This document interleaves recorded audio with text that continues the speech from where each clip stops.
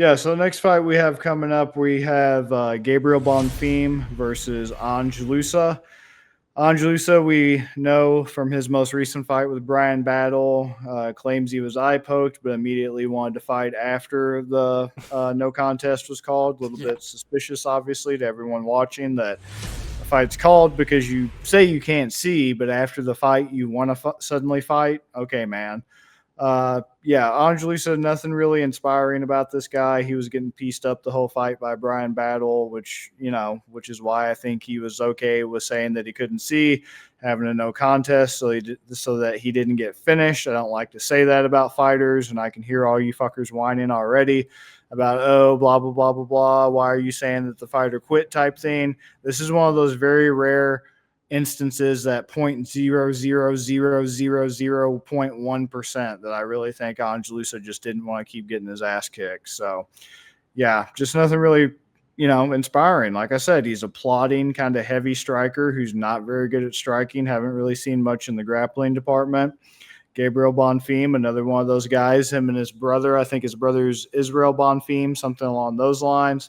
Just two really hot prospects in their division.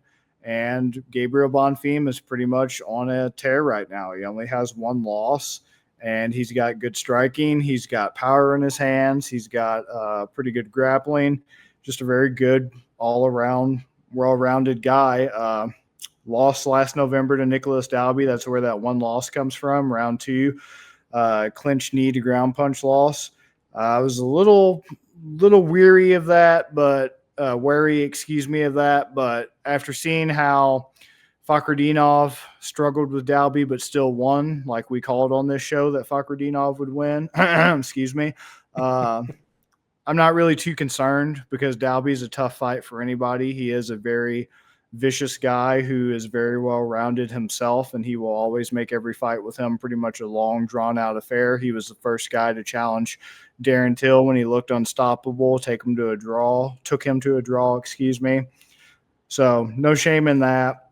Yeah, beating Trevin Giles by guillotine choke. Munir Laziz, the guy that we just talked about with Abdul Razak, mounted guillotine, beat him. Von Flue choke. Like he's getting crazy subs, in the UFC that just you really should not be able to get on guys at this level and everything. Like how many times do we actually see a guillotine choke succeed in the UFC? Shout out Dustin Poirier. Like, come on now, that's ridiculous. It's kind of very hard to actually pull that off in the UFC against these competitors and not just have it result in basically you being on bottom, stuck playing guard while getting your shit pushed in, basically. So, yeah, a lot of sub wins, but like I said, don't let that distract you from the fact he does have very serviceable striking with, some good power in his hands, very good boxing, some good leg kicks, things of that nature.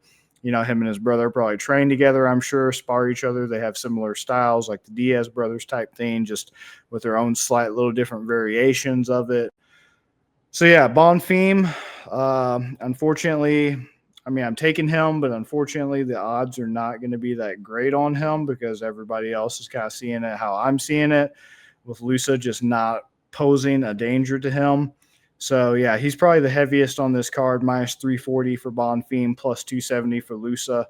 Unfortunately, like I said, I can't disagree. And you're not even getting anything crazy on the props. Decision for Bonfim plus 275, sub plus 120. KO TKO plus 400. I'll just take money line. If he's gonna win, yeah, it's probably gonna be by a sub. But knowing my fucking luck, I'll say sub Bonfim, and then he'll get the KO TKO for the first time in his UFC career because Luce is very hittable and has very. It's not the worst defense I've ever seen, but let's just say it's not good. It's just definitely not good defense. Plus, actually, I'll give him credit. He's never been knocked out before in his pro career. His 3 losses have all come by decision. Even Jack Della, who has exceptional striking and great power in his hands and the ability to mix it up, couldn't even knock him out. So I don't think Bonfim's going to be able to either because Jack Della is also a way bigger guy, taller, like I said, more power, all that. So I'll just go Bonfim money line. What do you got? I think you broke that down. Excellent, Bobby. Lusa quit on himself, and like you were saying, if anybody disagrees with that, I think you're crazy. The dude, he couldn't fight, and all of a sudden now that his loss isn't going to count, now he just wants to fight everybody. Stop it. Stop it. Right. Get out of here. Bonfim, I do love the point that you brought up with his brother. I just think that your training partner is such a big deal. If you have somebody that can push you to that next level in training, endurance-wise, scrap-wise, I mean, if they're brothers, they're going at it. They're not just sitting there, oh, good job, man, good job. No, they're they're trying to get the best of the other one. Right. Gabriel Bonfim, 2 great takedowns, good movement. He's got that sub aspect to him. A whole bunch of money is on Bonfim right now. 93% of the bets, 91% of the money. You were saying that's a terrible money line. It's just what it is. And I think you were saying it right too. We love taking props when it's a line like this, but with this fight in particular, I just don't feel good about taking any of them. Like you said, I feel like it's not going to be knockout, but I could see it being a sub. But I could also see, which I think somebody brought this up in a different video I was watching, but Loosa coming off of that fight, he's probably going to be coming into this one like a little amped up, like a little ready to go, get back. He got a lot of shit on social media. I think you and me might have posted a little bit about that, but he deserved it. Loosa, he's going to come in, and he doesn't want to look bad twice in a row, so he's going to come in trying to win. I just don't think he can against Bonfim, so maybe he's able to bring this to a decision. So I agree with you. I think with this one, you're either going to bet the money line with Bonfim, or you just need to stay away, because this line, I feel like it's going to be a lose-lose situation. You're really just throwing a dart throw.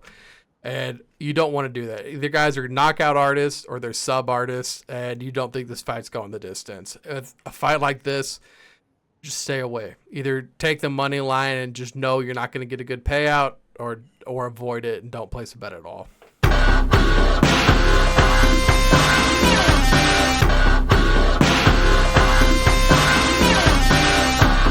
You better start listening to the Better in Green podcast. You will not regret it. Trust me. And hey, I'm Dean Blandino. Welcome to Better in Green, eh? To Better in Green, eh?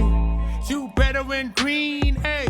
Listen in and cash out. That's what it's all about. Come on, let's make cash now.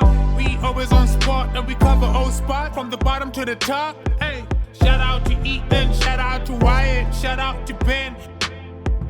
Welcome to our podcast, Better in Green.